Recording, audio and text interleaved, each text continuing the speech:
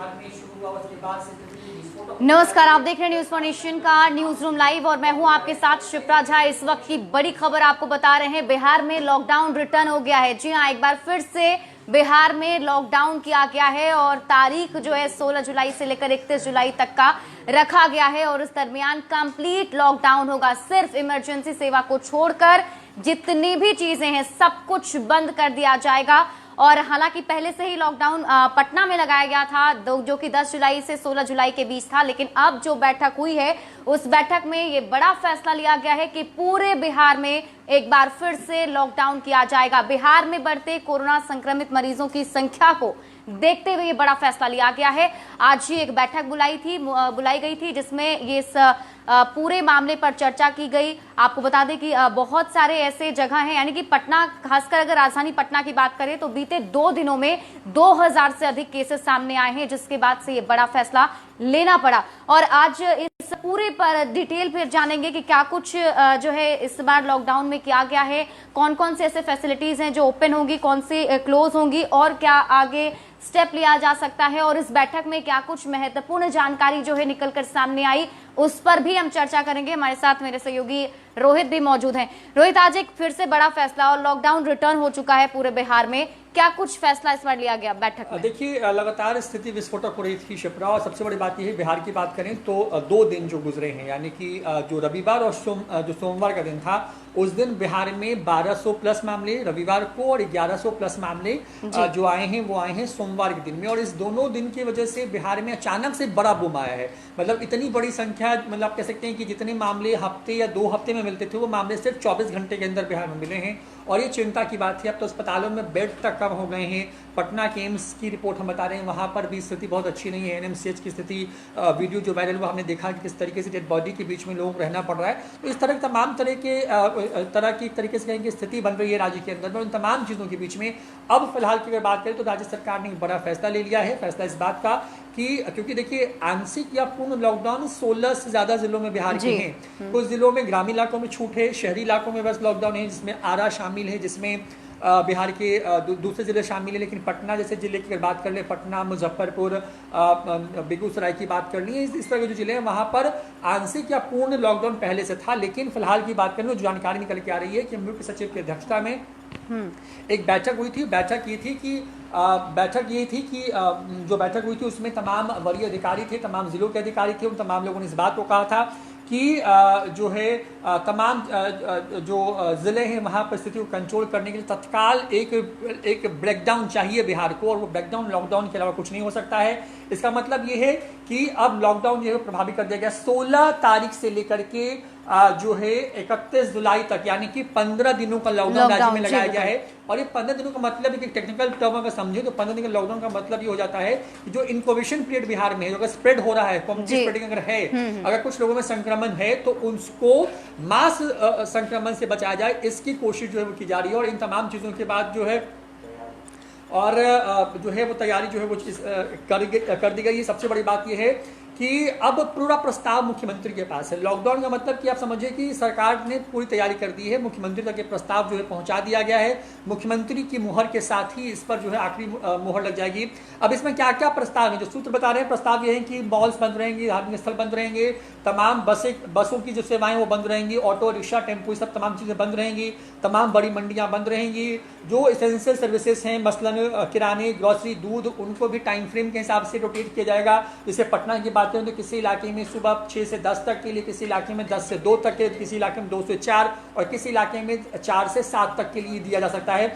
7 से लेकर सुबह के 6 बजे तक जो जानकारी आ रही है कि उस बीच में कंप्लीट कर्फ्यू होगा, यानी कि लोगों के घरों के बाहर निकलने पर रोक होगी, तमाम दफ्तर बंद होंगे, तमाम प्राइवेट और सरकारी जो सेवाएं हैं उस पर प्रभाव पड़ेगा। और ये बड़ी खबर है और शायद इसकी तैयारी पहले से कर ली गई थी रोहित, क्योंकि सिर्फ लॉकडाउन किया गया 10 से 16 जुलाई और बताया भी क्या कि 2 दिन पहले ही बता दिया गया था कि 10 से लॉकडाउन जो है किया जाएगा। तो प्रिपरेशन जो थी शायद पहले ही सरकार ने कर ली थी कि वापस से लॉकडाउन करना है। बिल्कुल, देखिए मेंटली प्रिपेयर सरकार थी। और देखिए ये बिहार सरकार को ये लग रहा था कि क्योंकि हमने जब 11 लाख से ज्यादा जो ये हैं मतलब जो प्रवासी बिहार में आए, जब हमने उनको संभाल लिया राज्य के अंदर में, तो सरकार को ये बात लग रहा था कि अब शायद हमारे यहाँ स्थिति कंट्रोल हो गई है। लेकिन जैसे देखिए ये संक्रमण फैला कैसे, समझना होगा। संक्रमण फैला है जैसे ही ट्रेन और हवाई जहाज की सेवाएं शुरू हुई, दोबारा से लोग आना शुरू हुए और वो एसिम्प्टोमेटिक थे, लक्षण बहुत पता नहीं चल रहे थे।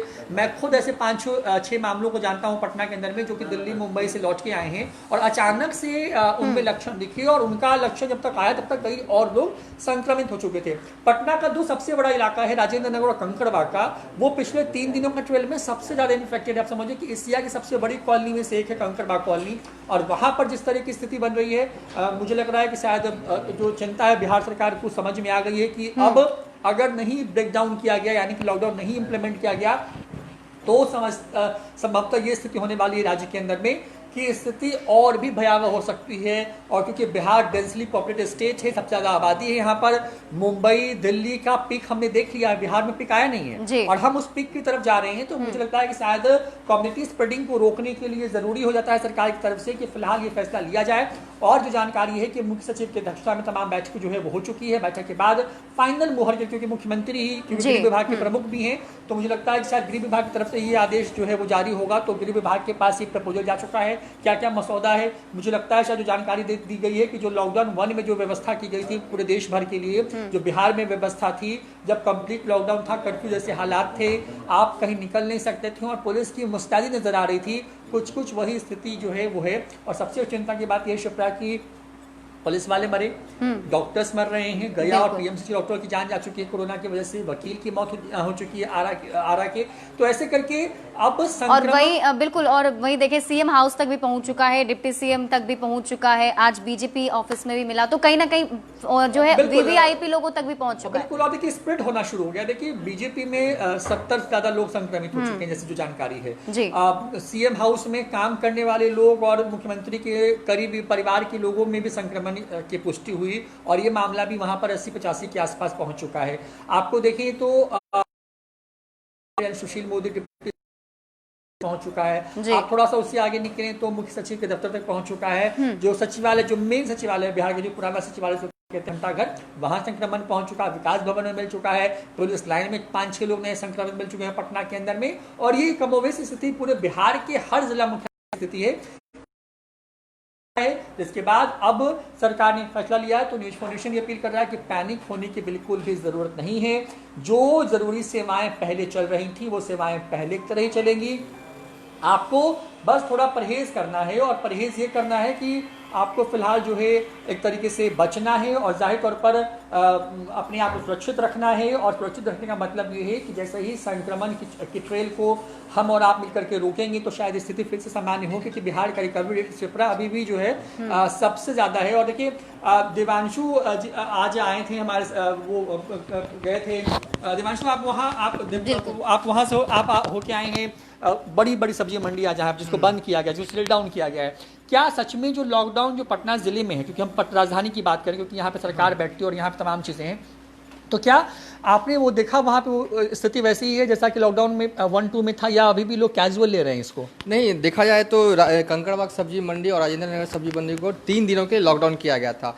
सब्जी मंडी तो बंद है, लेकिन जो दुकानदार हैं वो सब्जी मंडी के इधर बाहर दुकान लगाए हुए हैं, तो कहीं ना कहीं एक तरह से कह सकते हैं लॉकडाउन लगाया गया है, सब्जी मंडी को बंद किया गया है, लेकिन जो दुकानदार हैं वो अभी भी दुकान लगाए हुए हैं सब्जी मंडी के आगे लगाए। तो कहीं ना कहीं आप ये कह सकते हैं कि प्रशासन की तरफ से भले ही मतलब लॉकडाउन लगा दिया गया हो, सब्जी मंडी को रोक दिया गया हो, लेकिन कहीं ना कहीं जो दुकानदार हैं वो अपनी दुकानें लगा रहे हैं। हालांकि कुछ एनजीओ, कुछ संगठन लगातार मास्क और सैनिटाइजर बांट रहे हैं और हॉर्न के जरिए भी लोगों को जागरूक किया जा रहा है कंकड़बाग और राजेंद्र नगर के कुछ इलाकों में। लेकिन पूर्ण रूप से कह सकते हैं कि लोग जो हैं अभी भी घरों से निकल रहे हैं, चाहे वो कुछ सामान खरीदने के लिए, अभी भी सड़कों पर आवाजाही राजेंद्र नगर और कंकड़बाग की बात करें तो सामान साथ दिख रहा है। तो मतलब क्या कहें कि मतलब लगता है कि नहीं, बिल्कुल हमें अगर बिहार को बचाना है, सब लोग सुरक्षित हो, बचें, तो क्या ये आपको ये लगती है स्थिति कि हम फिलहाल हमें में या बिहार के लोगों को फिलहाल जो लॉकडाउन 1-2 में जो स्थिति थी, जिस तरह की सख्ती थी, वही सख्ती बिहार में को चाहिए फिलहाल? बिल्कुल, दोबारा उसी सख्ती के साथ प्रशासन को, गवर्नमेंट को लॉकडाउन लगाना पड़ेगा, क्योंकि जो लोग हैं पटना में जैसे कि लगाया गया लॉकडाउन, लेकिन लॉकडाउन उस तरीके से, खास करके जिस तरीके से राजेंद्र नगर और कंकड़बाग में कोरोना पॉजिटिव के मरीज मिल रहे हैं, लेकिन उस लॉकडाउन का वो असर लोगों को नहीं हो रहा। लोग एक तरह से आदी हो चुके हैं, समान हो चुके हैं घर से निकलने के लिए। तो सरकार को चाहिए कि उसी सख्ती के साथ लॉकडाउन को दोबारा लागू। शायद ये वापस से पूरे बिहार में लॉकडाउन किया गया, क्योंकि कुछ दिन जैसे 10 जुलाई को बताया गया था, तो 10 कि अगर आप पूरे रोड का हलचल अगर आप देखेंगे तो उसी तरीके से ऑटो रिक्शा जो थे सब चल रहे थे, तो शायद लगता है इसी वजह से वापस पूरे बिहार में लॉकडाउन कर दिया। शुरुआती दौर में देखा गया है जब पटना में लॉकडाउन लगाया था तो 1-2 दिन तक ट्रैफिक निकल रहे थे, वो 50 रुपए की फाइन काट रही थी। लेकिन अब मैं राजेंद्र नगर कंकड़बाग इनकम टैक्स चौराहे से होकर आया, कहीं भी मास्क की चेकिंग नहीं हो रही थी। हालांकि पहले दिन जब पटना में लॉकडाउन लगाया गया था, पूरी तरीके से ट्रैफिक पुलिस जो है सजग थी, चलान काटा जा रहा था, चाहे वो 4 चक्का वाहन हो, चाहे 2 चक्का वाहन हो, किसी को नहीं छोड़ा था। लेकिन अब जो है सख्ती, जो ट्रैफिक वो कम हो गई है। मास्क की चेकिंग फिलहाल पटना में अभी नहीं, मास्क की चेकिंग नहीं चल रही है, इस वजह से समस्याएं बढ़ गई हैं। जो इंपॉर्टेंट प्रोविजंस किए जा रहे हैं लॉकडाउन बिहार में जो लग रहा है 16 तारीख से लेकर के 31 तारीख तक के लिए, इसका ये 2 दिनों का वक्त है, तो आप बिल्कुल बाहर निकल जाएं। सिर्फ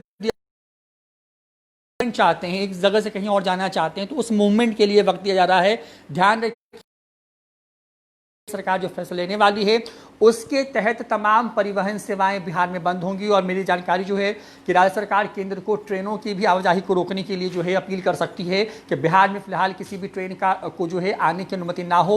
यानी कि जिस तरीके से झारखंड में ट्रेनों की परिचालन पर रोक लगी है, पटना हटिया ट्रेन को रोक दिया गया, गया के आगे नहीं जाती है वो ट्रेन, पटना टाटानगर एक्सप्रेस को रोक दिया गया है, रद्द कर दिया गया है। तो वैसी स्थिति में मुझे लगता है कि शायद राज्य सरकार, जो जानकारी आ रही है सूत्रों के हवाले से, कि राज्य सरकारें जो हैं वो केंद्र को, रेलवे मंत्रालय को लिख सकती है कि फिलहाल स्थिति भयावह होती जा रही राज्य के अंदर में। उससे बचने के लिए जरूरी हो जाता है कि हम ट्रेनों का परिचालन भी पूरी तरीके से जो है वो फिलहाल बंद रखें, क्योंकि संक्रमण जो बिहार पहुंचा है वो कहीं ना कहीं ट्रेन और हवाई जहाज से पहुंचा है। लिहाजा इस पर कंट्रोल करने की जो पूरी डिमांड है वो हो सकती है। जानकार बता रहे हैं कि एसेंशियल सर्विसेज में भी पास की कंपलसरी किया जाएगा।